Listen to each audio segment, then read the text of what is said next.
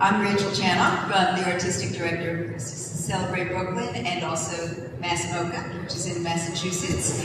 We have a lovely bottle of Jack Daniels for whoever asks the best question during the question and answer period. So I'm going to put that right there as an incentive. We have a very esteemed panel today with a really eclectic mix of experiences. We all have, I think, a common goal on the panel of widening the audience for Latin alternative music, but we also have some competing agendas. Some of us are agents, some of us are presenters, some of us are promoters. And just so we kind of gear the panel to the questions that you guys are interested in, if I could have a show of hands of who in the audience is a musician. Okay, that's good to know. And who is a manager? All right. Are there any PR people in the audience? Okay, very good to know. So to start, I think we'll just go down the row and introduce ourselves and say just a little about what we do. My name is Cristian Naselli. I own a company called Manuel Marketing Group.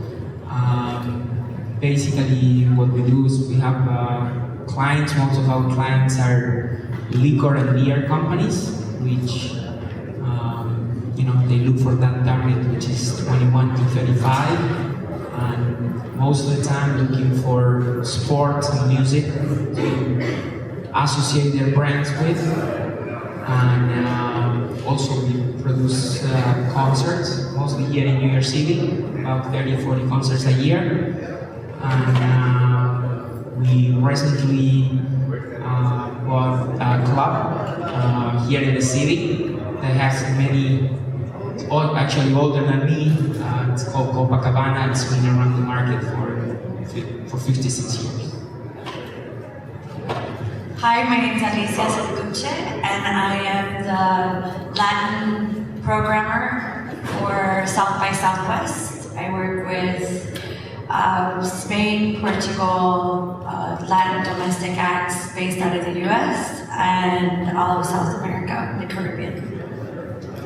I'm Steve Berlin. I'm a member of Los Lobos, and this year I've added to my resume. I tried managing a band for a little while, so another one has something there. And I also been a producer for many years as well.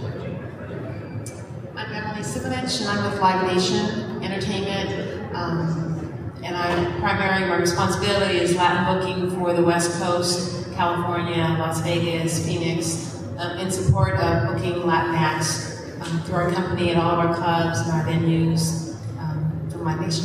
So I'm happy to be here.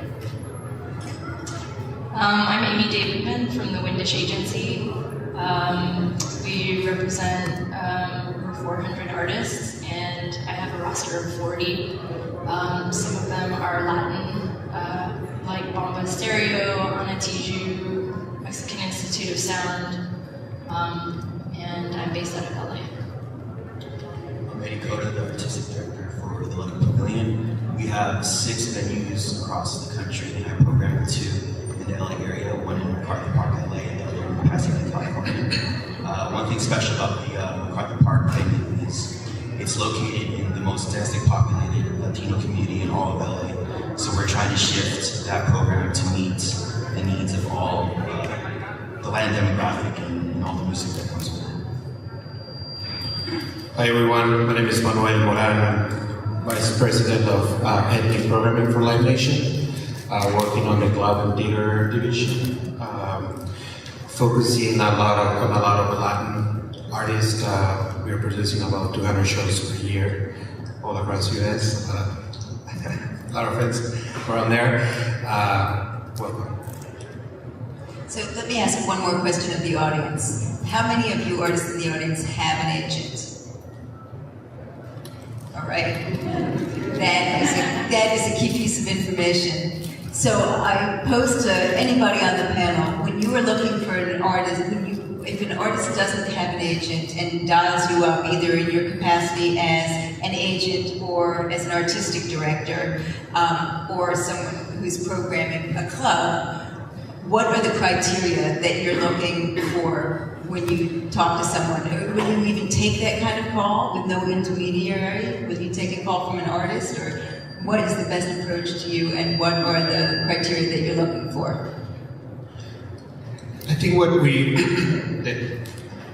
like is that we don't necessarily ask if they have an agent. I think what the first thing you go and see when you get a call from a new artist is you go and see their YouTube videos, their Facebook, you check the social network, how active they are. It's basically their profile what gets you motivated to work with them. For me, that I work with tours and programming House of Blues and Fillmore's, etc. There's a lot of opportunities for support acts, but those opportunities, sometimes there's a lot of factors that has to happen to an opportunity like that can materialize for a local band or a band, a new upcoming band touring. But their profile is what counts. Amy, can you? I have to say that at this point, it's really important for me to have some sort of a network connection to a band. For a really long time, I was very proud that I listened to every single submission I ever got and responded. I do respond to every single submission I get, but I don't always get the chance to listen to every single one unless people pester me about it. But I do think that it's important for there to be a team, and for me, that makes booking a band a lot easier. So aside from just really loving the band and having a connection with them, it is important for me to see that there are other people outside of the band that are there to help their whole aspect of their touring career. So if someone dials you up, what should they be prepared to immediately say to you or email you to reassure you instantly without you having to do the research? You mean just as a cold call? Exactly. Oh, a cold email. I'd rather a cold email, actually.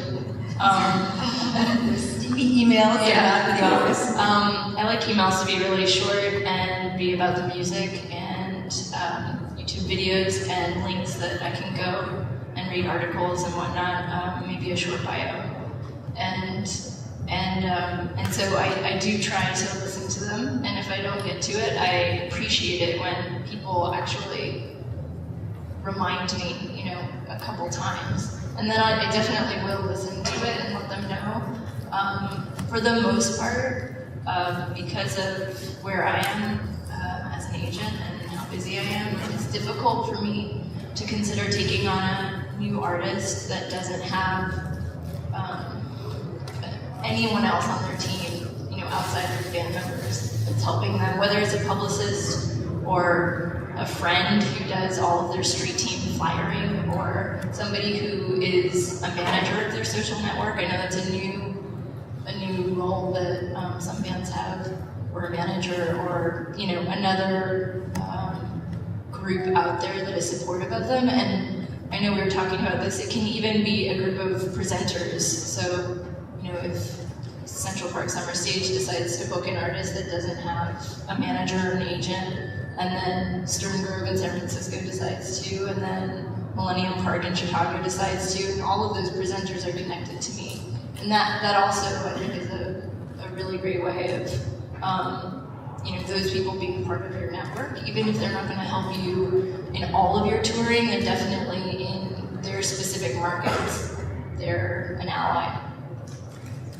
Alicia, can you speak to that? Well, on my end, it's a little bit different because we don't really put tours together. I cater to most of the people that are up here. Since we're a conference, we get close to a little bit over 10,000 submissions, and we have to listen to every single artist because that's why we're there. And we're always looking for new talent and for scouting. It varies as to what the criteria is for the acts that we accept at South by Southwest, because some acts in various countries don't have the managers, they don't have the agents, but they're representative of a scene that we feel that is important for it to be staged and be showcased to our participants that are at the conference, because there's something special and significant about those acts. And what I always say is that it comes down to the music. That is the direct connection, you know, that at the end of the day is going to make us decide whether that band is going to be a participant of the conference. Now, it is important, and it makes things much easier when the acts do have agents and when the acts have managers, or at least somebody working with them, that when they're coming to South by Southwest, they're not lost in the madness of the festival, because we do book over 2,000 acts in a time period of 4 days. So, you know, it can be very overwhelming, especially if it's their first time coming to the United States, and they have all these expectations. It's a huge investment that they've made, and they've already been through several hurdles, and one of the biggest hurdles that we're encountering with a lot of acts that are coming from South America in particular is the situation with the visas. So once they get past that, it's like that's the green light, and they have to take advantage of those opportunities. So I know, as Amy mentioned, as a presenter, a nonprofit presenter, a lot of us are on the same listserv together and talk or email all the time about bands we're interested in or problems we're having, or someone just canceled, you know, someone that we can replace this artist with. And we often serve kind of as a de facto tour booker, because we'll be interested in an artist at Celebrate Brooklyn, but no, we can't support bringing someone from Latin America ourselves. So we'll put the word out there to all of our compatriots and build a tour that way without an agent, kind of just get everybody on board, our fellow presenters on board, which is another way that it happens. But of course, they're kind of twin dilemmas. I think in Latin American alternative music, and one is this age-old kind of ghettoization. If you're in a market that doesn't have a big Latin population, is the presenter too scared to present it? And also just that the music industry has, of course, crashed and burned, so there are a whole new set of problems. But I'm going to ask Steve to talk on, since they are the poster band for successful, just a successful, huge career, both on the record end of things and the touring end of things. Can you give us a little history of how it all happened? Well, we were and remain unbelievably lucky that we started in a moment, 1982, 81, where there was, I think, a much different sort of support network than one that exists now. And that, we were out struggling, playing small clubs, but it seems to me the difference between now and then, the real significant difference is that there were so many places to play then, and we were actually able to make enough money to keep going without losing money. And I know that's really the key for so many bands, is that they can go out and tour the States, but it's at a loss. And we were very, very lucky in that we found a booking agent before our record came out who believed in us, and we were able to actually just keep going and going and going, and never really having to go into debt to do it.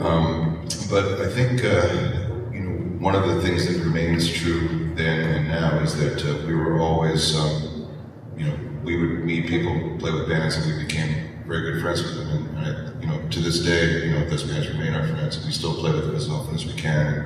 And, we'll try and put shows together, tours together. And I think for all the musicians out there, I just can't stress enough how important that to constantly be expanding your network, meeting bands, going to see bands. Not even, if you're in a town and you're not necessarily, your show's done, there's something else going on. I mean, we made a lot of friends that way. We'd get done with our show and go see somebody else and end up becoming best friends and touring mates. Maybe not that moment, not that year, but a year or two down the line, we find ourselves touring together.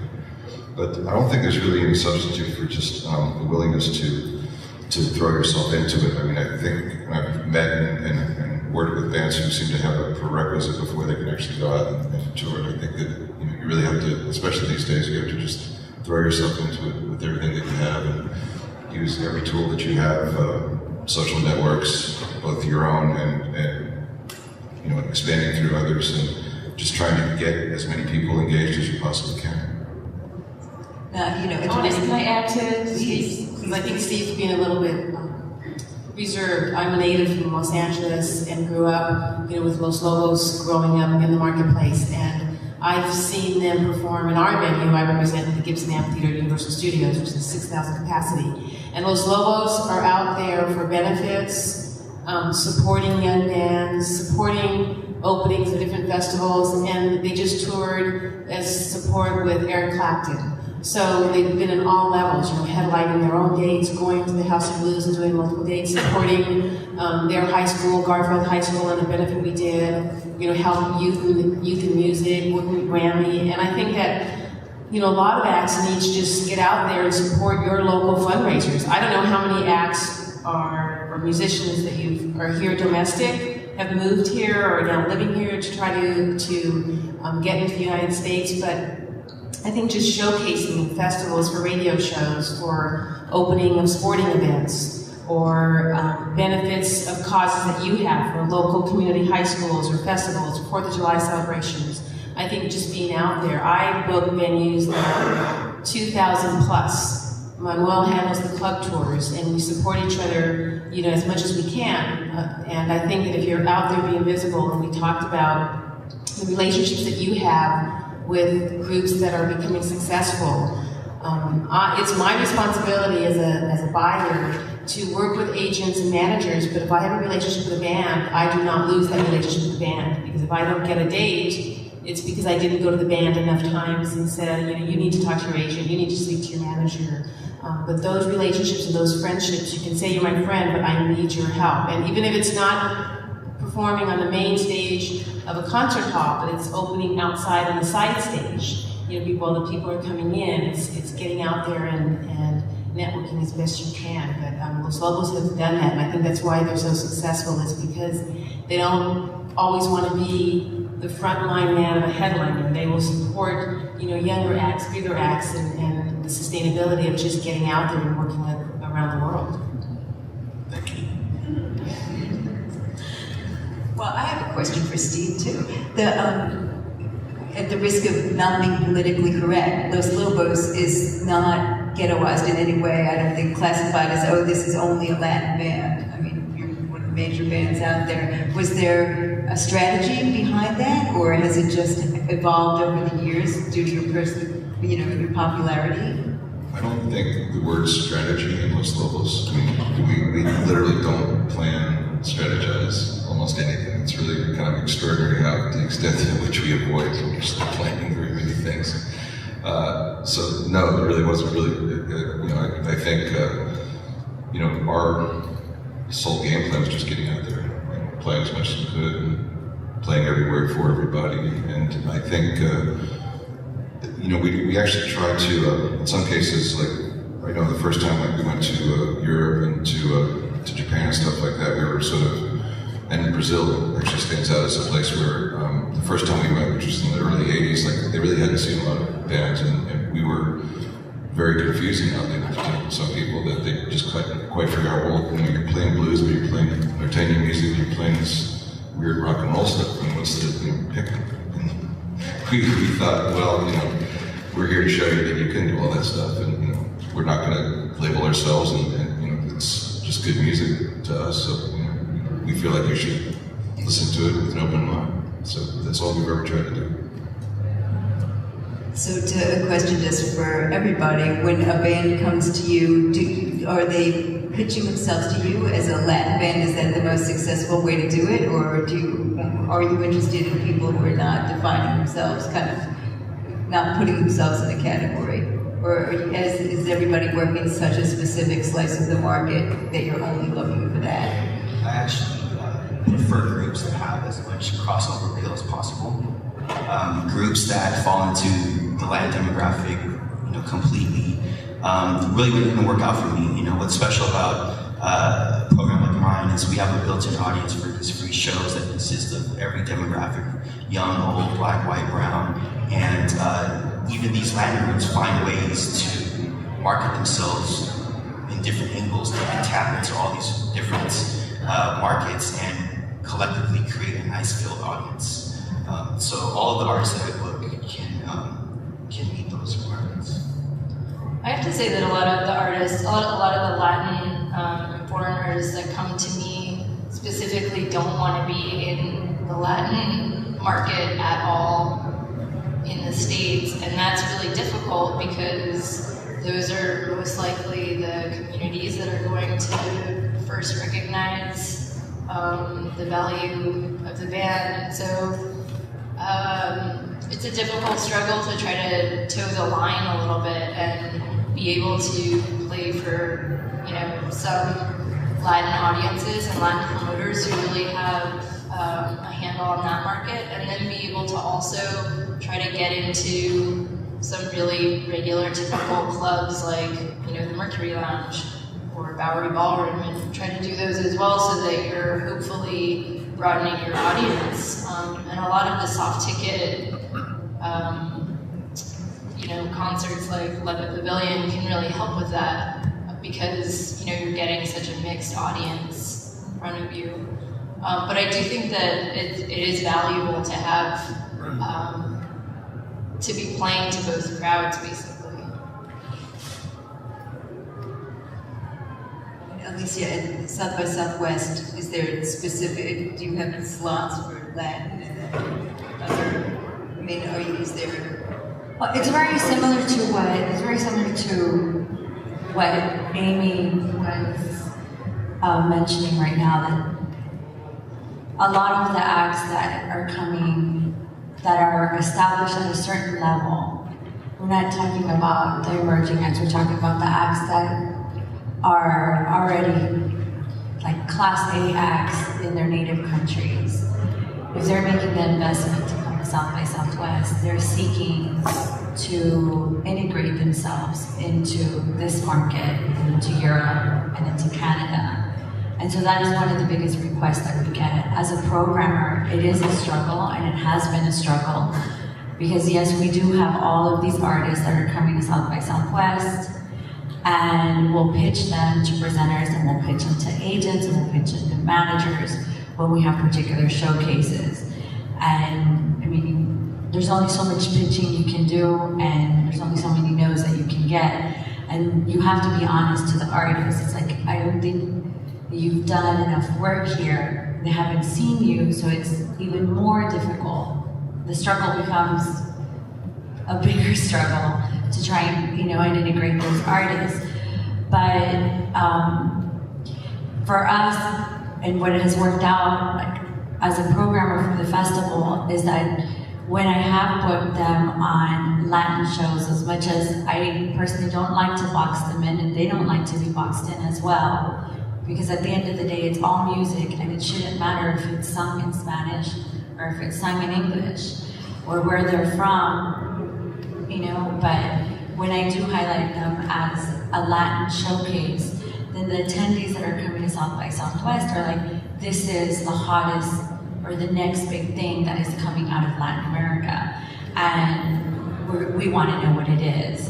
And since they're going from one place to another, some of them, come in 10 minutes, 15 minutes, and what I have noticed over the years is that they tend to stay sometimes an entire night in a particular showcase. And thanks to the social networks, Twitter and Facebook, they start telling people, you need to come to this show. So all of a sudden the audience becomes a very diverse audience, and then later after the festival, we hear the aftermath of what happened to these acts. So, it works both ways. What I've done in the past is, like, if they've come their first time around to South by and they reached a certain level, there was a certain attention, the second time around, then it's kind of like they got their feet wet, there's a little buzz behind them, and then we're going to do the next big push, and that's where we integrate them into the other, programming. But it's easier because there's already interest from industry. Yeah. And when you have a sponsorship, what are you looking for? Do you expect to sponsor events or actual bands to sponsor? Both of them. In many cases, they're corporate events that they're looking for something very specific for a private event, or in some cases they're just sponsoring a whole tour. Like, for example, the one they've been doing for a couple of years, the Rock Band. And regarding the question that you had before, I think in terms of who you have to play with, I think, like everything in life, you have to go really step by step. If you are Latino, I think the first crowd that you're gonna capture at the beginning, it's your Latinos. I mean, bands I produce, most of them from South America, Argentina, Uruguay, Colombia. Like I said before, even they say in Argentina, in a River Plate stadium, or in Luna Park, when they come over here, they play for 1,000 people, 1,500 people, 1,000 people venue.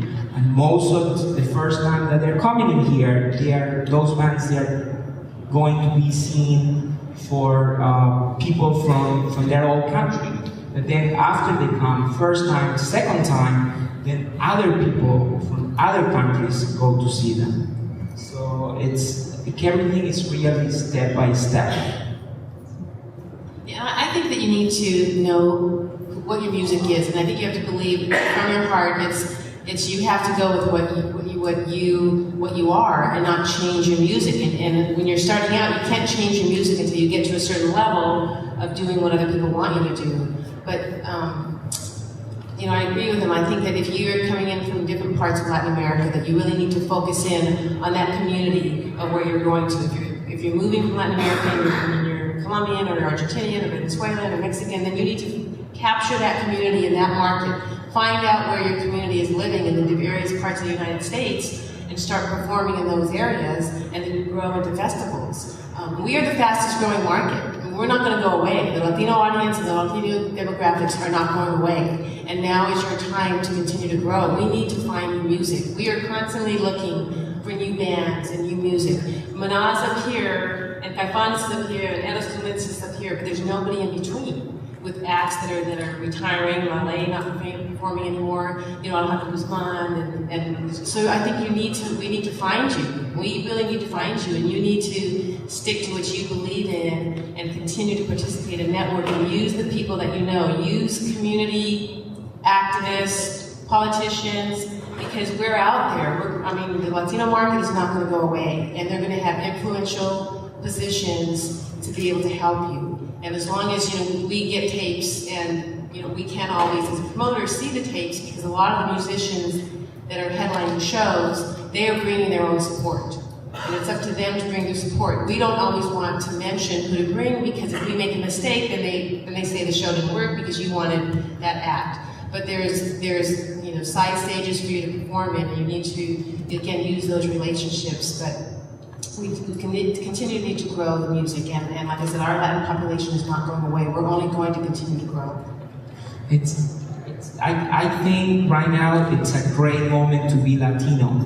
If you look at most of the companies, in their budgets, they have been strength in terms of general market, and the only budget in terms of sponsorship that has not been moved, it's for Latinos and African Americans. So my company last year started receiving question about politicians that they want to promote themselves in Queens, and they want to create music events to promote themselves. Stuff that never happened to us before. So as much as we are growing, it's different needs that start to be there that they were not there before. I know in our experience, we do Celebrate Brooklyn, which is only 25 shows, and each show we're a little on the precious side about it, because each show is so, we just ponder over each show as we put it together, but we also book a club called 92Y Tribeca, and it's a 300-seat club downtown, and we have 3 shows a week, so we're constantly looking for artists, and of course we're looking for artists of great quality, but we're also looking for artists who are going to sell tickets. And at that level, what we're interested in really is, we love it when people come to us and say, this is our social media, this is how many hits, this is how many friends we have, so we don't need to research it. That's a great way to lead, is like not only will you love our music, but we're going to deliver 100 tickets for you. And that's kind of, once you get into that level of club, then, you know, it's a stepping stone to the other festivals. So for us, it's kind of, as you mentioned, a really reframing of your thinking. I think a lot of artists think, oh, this is an impenetrable situation. You know, how do I get into these fortresses of agents or these fortresses of festivals? But it's really, we're out there looking for you. And if you kind of reframe your thinking as, okay, they're looking for me, and what can I do to help them? A lot of it is, I can sell these tickets for you. I've done my homework. I've planted a flag there. I have, you know, friends, Facebook, you know, social media friends in that area. I've done my homework, and I'm going to, you know, put that right out there when I contact you. So that's really useful, I know, as someone who books a club as well as a festival. I gotta say something. Let's just be proud of being Latinos.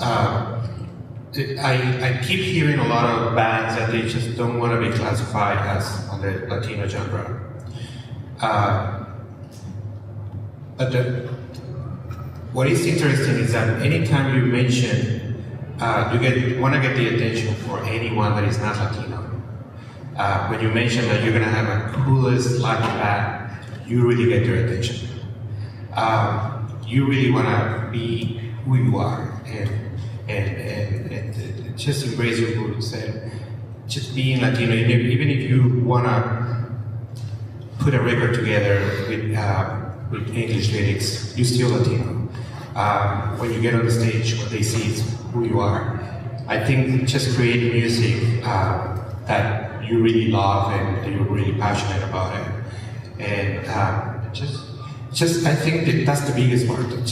You don't want to pick and choose what genre you're going to belong. Just create cool music, music that you're passionate about.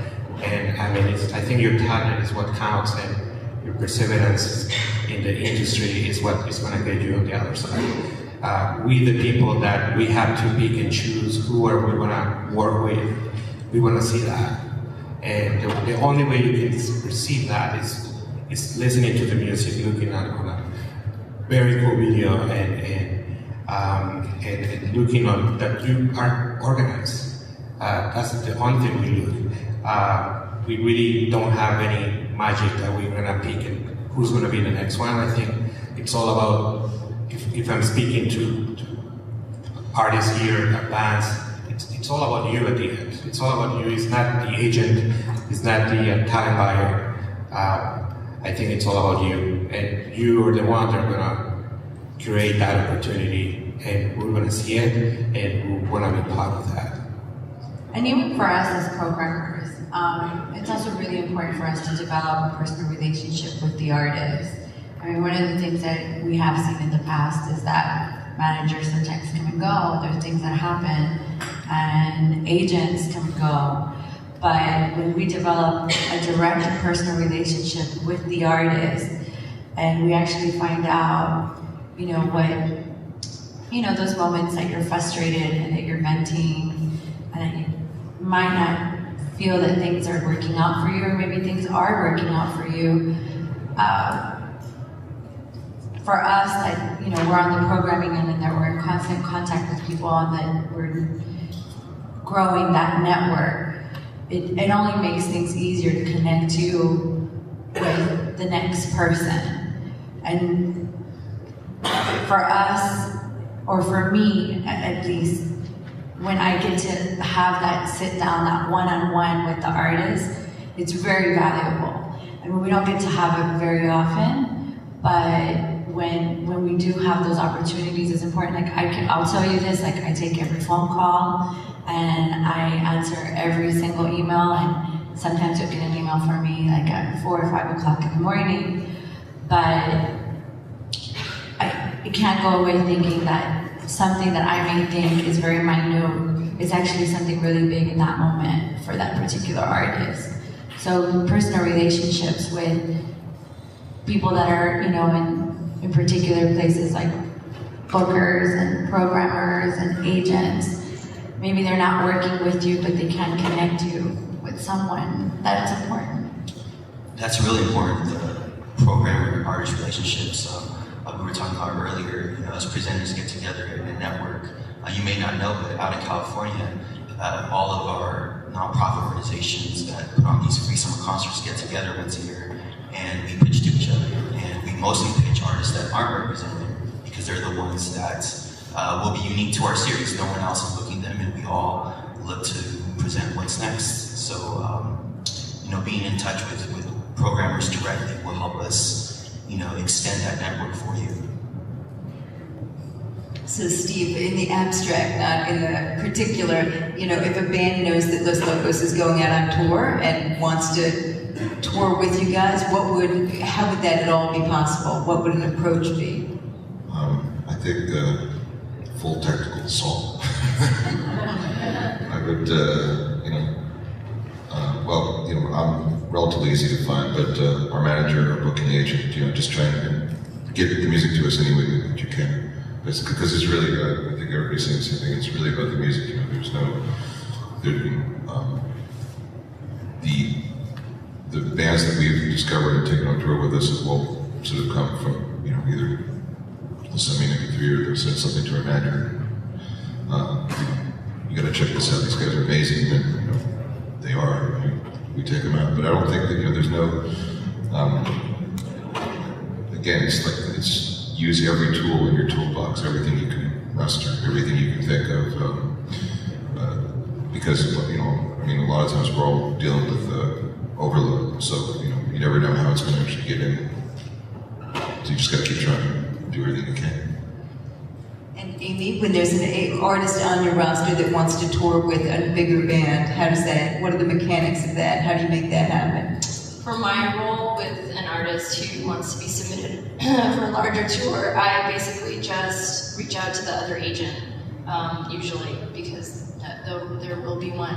And then I encourage the managers to reach out to that band's manager, and I encourage the artists to reach out to the other artists.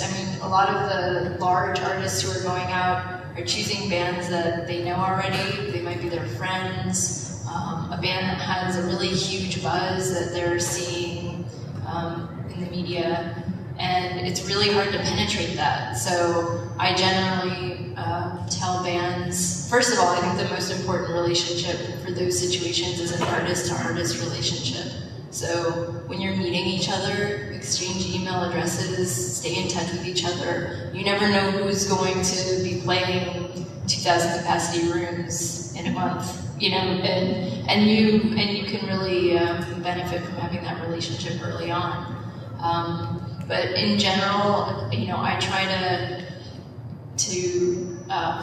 get the band in front of as many people within that larger band's team as possible. So the other agent, the manager, the publicist, the labels, just try to really figure out how to kind of infiltrate their team with your team so that they really notice who you are and what you're doing and who you have working with you. I know one of the another outlet that you can research is, it's very difficult to get your songs played on the radio. Obviously that's probably very hard, but I know that with publications like LA Weekly in Los Angeles or OC Weekly are creating their own festivals locally in the community, and also through radio stations like KCRW, nonprofit radio stations that look for more eclectic music. I think is a really good outlet, because in the Spanish world, there's either regional Mexican or pop, and there's not the new alternative scene. So unless you can find segmented radio stations who have an hour format of Latin rock or alternative music, I think those are the outlets you need to research into in every city. Every city has a nonprofit station, every city has different outlets that they have the one hour music plays. So there's also a lot of online radio and a lot of blogs that have their own playlists. Radio is becoming a different sphere. You really just need to get your music heard by people. And so, a lot of times when I'm researching a band, I'm going to see which blogs are talking about them, posting new tracks, and how many hits do they have on their MySpace, or who's watching their videos online. So I think that's kind of like a broadened, new radio outlet for bands. But I do think, KCRW is a really great example because so many people listen to it. If you're a Latin artist but you want to be the next Animal Collective, you can, that's an area where you want to be presented. And I know that a lot of the artists that are coming to me, they want to fit into that sphere, that indie sphere that is very much based on the social media and social networking online. I think the biggest challenge that the Latin alternative music has, it's at the same time is what this music is all about. And the biggest challenge is that compared to mainstream or even to Latin music on the popular side, there isn't a platform like TV networks or radio networks that support the music. But again, this is what the alternative music is all about. At the same time, there's a huge, I don't want to use this word, but it's a huge market out there for the Latin alternative music. There's a lot of tours happening in the US. There's a lot of passionate crowd going and buying tickets to go to concerts, to go to see Bumburi, to see Andres Calamaro, who's coming for the first time in the US. There's a lot of people going to what we call rock and Espanol shows. I know a lot of people don't like to say it, to use those words, but there's a lot of passionate people going to Latin alternative concerts. Let's put it this way. I think on my side, I have to confess that I have to do a better job fighting for those support acts slots that represent an opportunity for new and upcoming artists. I have to say that I have to do a better job motivating the bands to get approved, to get someone to support their tours. I had an experience not that long ago that I put a new band touring with probably was like a 15-day tour with the Enanitos Verdes. And the challenge was that there was not a lot of financial support to get them on the road. And somehow they got organized. They packaged themselves and got a sponsor. It was bands, I guess, the tennis shoes. They get some money. We support the band with the local budgets for support. And somehow they figure it out to get on the road. At the end of the tour, I spoke with the band manager at the time, and they told me that where they got more of the money, and that was news for me, is that on merchandise. They were very organized. They have really cool merchandise. They will get the people passionate about them on the stage. The band was really good performers. They will get the crowd going on the stage, motivate them enough to go and buy something. They really create a synergy with the opportunity. They really maximize the opportunity. And that really counts when you give the opportunity to someone. And it's not me, it's not, they really create their own opportunity, and they really embrace it, they really maximize it. And I think it's all about you guys on the band, to get organized. And I know Steve says that there's no strategy behind a band, and there's really isn't. There's passion, but there's organization. We're not creating like a product that you can sell. We're creating something that we want the people to like. I have a background, I have been a musician in the past, and I really have a lot of respect for a music instrument. I have a lot of respect for a stage, and I have a lot of respect for people creating music. But it comes down to that. It's all about you guys. And I have to promise that I'm going to do a better job creating opportunities for support acts touring. Does anybody have any opinions on college touring? I know none of us really specialize in that, but is there, you feel like there's an opportunity there? It's a whole different circuit of touring. It seems to be pretty There is, I have to say that there's a really young demographic out there looking for alternative bands that appeal to them, a very young age. I know there's bands, most of the bands that they're Latin people who come from Mexico, who come from Colombia, and I have been speaking with them. I mean, you will speak with one of those bands, they have a huge profile of, I don't know, probably 7,000 people on their Facebooks, and their videos will be like 5 million views on YouTube, and then you kind of like do a research in the US and you really can't see anything because a lot of that they're not really visual. And those are the bands that you really have to try because you know that there's something good about them, and you know that when you put them on the stage, they're really going to perform, and people will embrace them.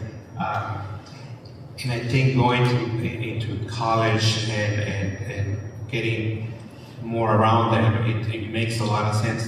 I personally haven't done that, but it's a great idea. We book a fair number of college shows, but often the colleges are looking for like spring festivals, and they want bigger artists who can headline. And there's a fair number of them that have like on-campus clubs, and you can get dates there for not as much money. They have less money these days than they used to, and they spend a lot of it on their spring or fall festivals. But it is a great opportunity to play in front of college students to people that are that age. But there isn't necessarily a lot of money, so I think it has to be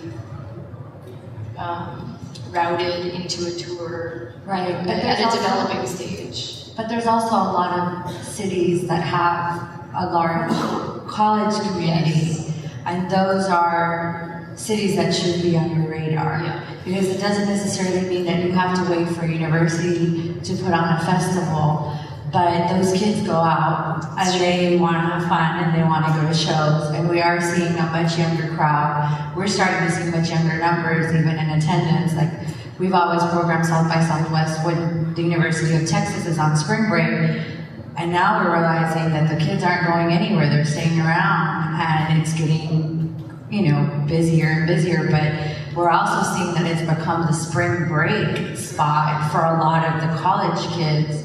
So there is, that market that is out there. And you also have to remember when we were talking about radio, that most of us when we were in college, we've always been very expressive. We're blogging, we're posting things up, we're sharing that music with our friends. We kind of want to be like, I introduced you to this band, like I was the first one that heard it, kind of taking credit for that. I remember having those conversations. And then you also have the ones that have the college radio stations that, you have to reach out to those college radio stations because all universities have them and they have those programs, and it's also another outlet, to get your music out there. You can't be expecting for a commercial radio station that has only 184 or 200 songs on rotation and is still stuck on, Shakira's first hit, in 1982, and, playing Rayando el Sol from Manuel, and, Hombres G, etc. It's like, when all of those artists retire, like, what's next? And it's the people that, we're sitting, that are sitting in front of us, that's what's next. So you have to hustle and get that stuff out there. We're actually looking to extend our program into college campuses.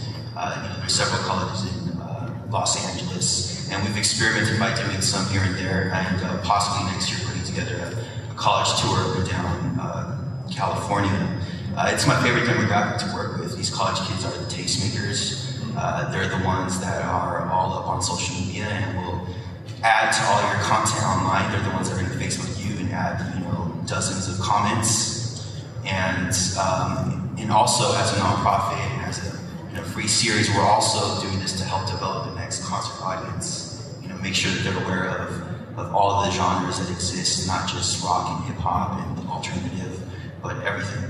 And they're also more open to music. Like, they're not really big about, oh, it's Latin, and like, let's box it in. If it's something that will make them move and dance and they can relate to, they'll be there. And they're also not very conscious about spending, so it's like, they'll do certain things to pay a ticket to get in, because they're, like, their level of responsibilities at that time, life is much different than it is to others. And also to have those relationships with the people that are emerging in their fields while you're emerging as an artist, because those college, radio DJs and those college bookers are going to be, obviously, grow up to be the commercial radio people and be booking the clubs and booking the festivals. So it's excellent to make relationships up with your peers who are in your field but are supporting people in your field. So, please. Well, I just wanted to say that there's several more veteran acts that are doing albums with younger new bands. And Los Diles del Norte is a perfect example that did an MTV Plug album with Andres Colomari, with Juanes, with Paulina Rubio. And that's one of the #1 selling albums that Universal Music has. And they did a showcase for MTV, and now they're looking at going out and doing their own tour. And so I think that there are regional acts that you can pair up with or do something, whether it's through your label or through your networking. I think that's very important. I think that there's no surprise that Los Lobos would love to promote a new single if they could, but they're never going to get away from singing La Bamba. And that's just one generation. I mean, when I was in the house for Eric Clapton, and I saw the two salads of Eric Clapton with Los Lobos there, and they weren't all Latins that were in the audience, but when La Bamba comes up, who doesn't know that song? And so if you have opportunities to sing with successful musicians, whether it be Mexican or Colombian or from whatever country, those acts are going to be retiring. And Cristian Castro did it with Jose Jose's music and created another successful album by performing one of his albums. It's the same thing that Tom Jones has done with new music. So I think you have to look in that outlet of who you looked up to, who inspired you to become a musician, and see, the same thing, who were your parents' favorite musicians, and look in that genre of how that can help you. And I think we're going to take some questions now. We just have time for a few questions, and if we could limit it actually to questions, that would be great. We have people with microphones, so right here. Hi, my name is Alfonso. And how important is it for you to have, for a band to have an EPK, an electronic press kit? I know there is a company out there in the internet, and they are making a lot of money out of the hopes of all of us. How important is that for you to program? Because I don't want to max out my credit card, and we are submitting that press kit to a lot of you guys, and is it better to follow up with you? Is it better to go directly to you and talk to you, to email you? That's my question. I think we're in a we're going to a digital era, and it makes it so much easier when things are digital. I don't need a big package. I don't even need an EPK package. I need a couple links and a couple sentences. And I don't want it to be more than a page. And I want to be able to see exactly what I'm looking at, listen, watch immediately. I don't want to download something. It's just too much, really. I want efficiency. So an EPK, I think it may be nice for presenters, they can answer, but as an agent, I really want to be able to link to everything online and be able to stream and listen immediately. It's like you want to send basic information. You want to send like the songs that you're excited about. What are 2 songs that you're excited about? You want to have a couple of things that are of somebody that wrote like write-ups. You can send links about write-ups, but especially if it's, a publication that has a lot of credibility. We're interested in it. If you opened for somebody you know, and you have like some tour dates, that's also, you know, good information. There's also a lot of online sources that we look up. It's like people keep mentioning MySpace, which to me is kind of like a has-been. Right now there is a buzz on Facebook, but even like some YouTube videos of live performances, those links are relevant. Last.fm is relevant. Things like that we can just kind of go through and have an idea and submerge ourselves into what you are, who you are, to give us a better understanding. Your Facebook is your EPK. Does it constipate? I feel like I do need an EPK. First of all, there's hundreds and hundreds of submissions, and there has to be some way to separate, you know, to just wind that down, and an EPK usually helps me do that. And also, before I even listen to your music, I need to know that I can market you. If you can't market yourself, how can I market you? You know, so I need to make sure, you know, that your website is professional, that your music is easily accessible. You know, if you know, people are into your music, how can they buy it online? Your bio, you know, I shouldn't have to call you and ask you, how do I describe your music? It should all be ready. You know, any press that you've already gotten, you know, those clips easily accessible. Once again, you know, I really program in a marketing state of mind. I'm thinking steps ahead. And now that you mentioned the bio, since I read so many bios every year, I think a lot of us do, but, you know, putting on there, like, influenced by the Beatles and Jimi Hendrix and things like that, I think if you were to be a little bit more original with things that really influence your music, you'll give us a better idea of what your sound is. Next question, right here. I had a question because I represent a Latin ska band. It's 9 members, so I want to know to what extent does the number of band members and also the political content of a band's music affect their chance of getting booked? The biggest challenge is when you have a lot of members, is the cost to be on the road. But that's something that we have to live on every day.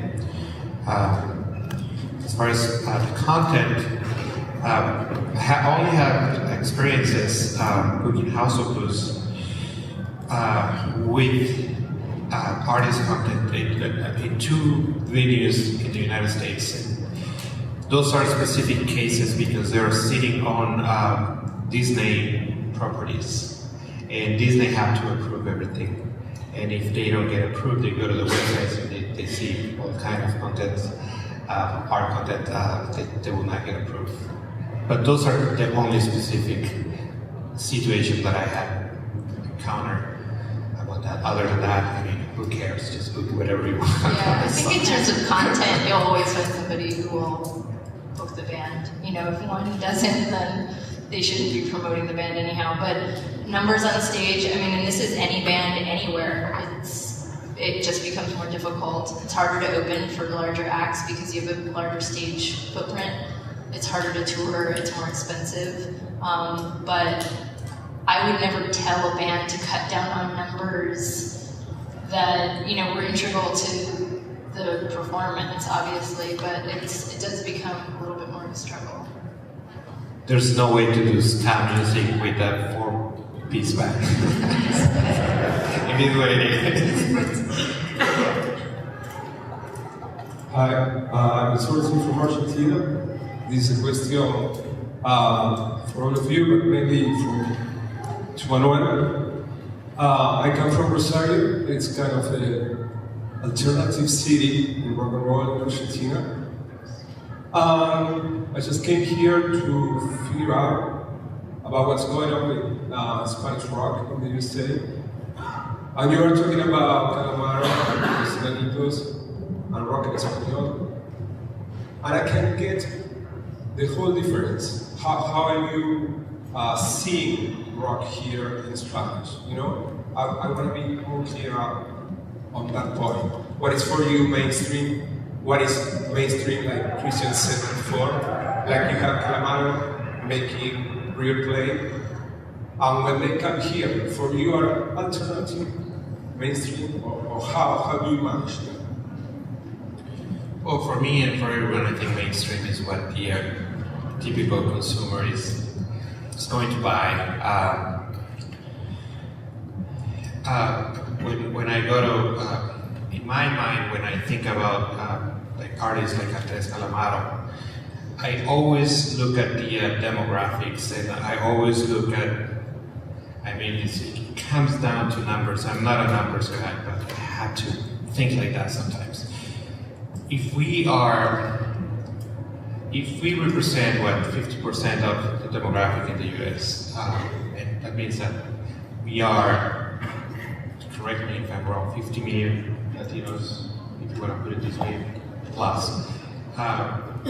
If an artist tells me that they will sell, I don't know, probably like 20,000 tickets in Argentina, I always measure like, okay, so what represents that in the US?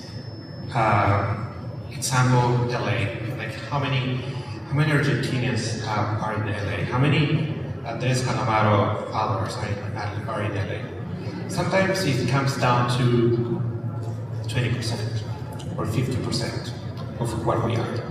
So if it's $20,000, that's 20,000 people in Argentina, that's probably 2,000 people in LA. It's not the perfect analogy, but a lot of times it works, and that keeps us safe. I think what you're saying also, you have to do a little bit. I always like, when I look at the bands, I always look at what happened with the record labels. It was a moment like the gold years, the record labels, that when a band used to be successful in Argentina again, at that same moment, the record label would call the regional, president in Colombia, and then in Mexico, and then the other office that they have in Miami, and it was a huge marketing power. So the second the band was successful in Argentina, then it was successful in all over Latin America.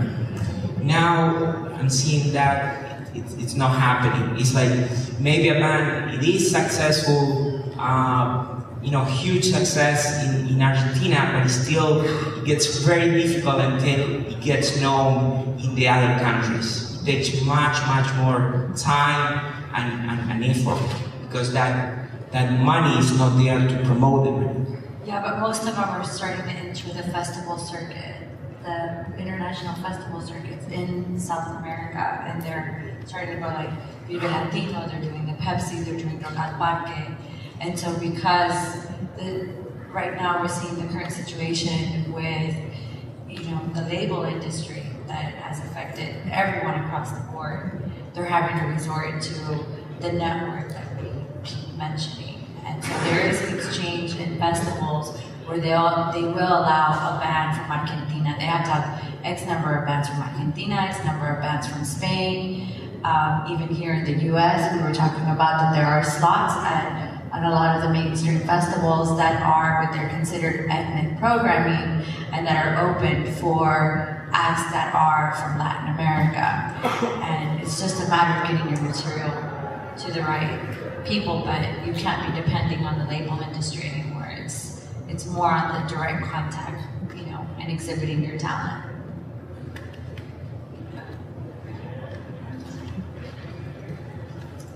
Hello, my name is Leonardo Linares. I come from Orlando, Florida. That's where I'm based at, although I'm Colombian. And that's a very young city that hasn't really developed much culturally. It's still kind of on the club scene, things like that. And I'm very thankfully, have been fighting the good fight for several years there. Trying to develop a movement of the type of Latin acts that are there. And I guess my main question here is, we have sort of developed something, and how can, not only an artist, but a group of artists who, kind of do it all, managing and promoting and playing and everything, because over there's isn't really a scene for us. We kind of have to develop it, make it happen. So, because we have done most of the things independently and single-handedly, how can we successfully connect to, these networks and things that you guys are in, because we have to fight with like Universal and Disney over there. Not fight, but compete, because they have the main franchises. How can we sort of, in an effective way, integrate or connect to, most of you? Because, that's why I'm here also, to learn and everything. But I guess in the point of view of an independent artist, how can we get ourselves a little more connected? Even though I do everything like the social media and I'm savvy and I try to learn, how can I be more effective at it? That's the question. And by the way, thank you for... Do you have a band? Yeah. Okay. So you live in Florida, right? In Orlando? I want to speak with you. So we have a video over there.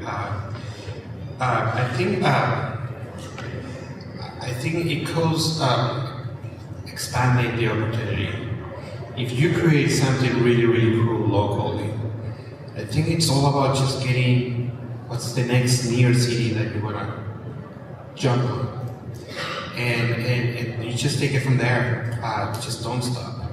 I think goes back to the passion that you guys have to what you do. It goes back to what Steve said. There's no really strategy here. It's all about passion. It's all about the time that you're going to spend, and you really have to believe on your music and your band, so you can communicate that to other people. Once you get to that point, even if they don't have listened to your music, but if you put it that way, they will listen to your music. And they will like you on Facebook, they will like you when you play on the stage. I think that's the only way to keep them growing.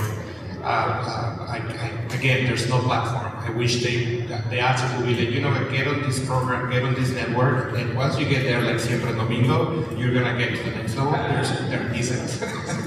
There isn't right now, so that's the only way to do it. And keep on going, reach out to us, and send emails to Amy, to Alicia, to me, to Emily, to everyone. If we find a link on your email that we can see something really, really amazing, we're going to call you back. And the next time we do a show in Orlando or Florida, hey, can you guys come and play? Can you guys help us promote the show? Can you guys even help us with backline? It goes both ways. So that's the answer. How many people can you draw in Orlando right now? With your band? Sure. Perfect. Sure. So he said that he could draw maybe 200 people in Orlando. I would say keep drawing those 200 people. Have house parties, book your band as much as possible, become friends with all of the local promoters in Orlando, tour regionally when you can, go to Miami, go to Tallahassee, play to all the college kids, get around. I mean, Florida, I know it can be a tough market to really break out of, and you need to continue to, if you want to just play in the Latin market, then there's that world, but then, there's a world beyond that, which is, all of the regular club buyers in Orlando and all through Florida, and really try to continue to reach out to them to see if you can get on anything to support, even if it's $100, or set up a residency in your friend's garage and get people around the block. Find somebody to blog about it every single time, and then you have those tools to continue to reach out to all of us, and that's really where to start. So I see that they're signaling us that our time is done here. So I'd really like to thank our panel.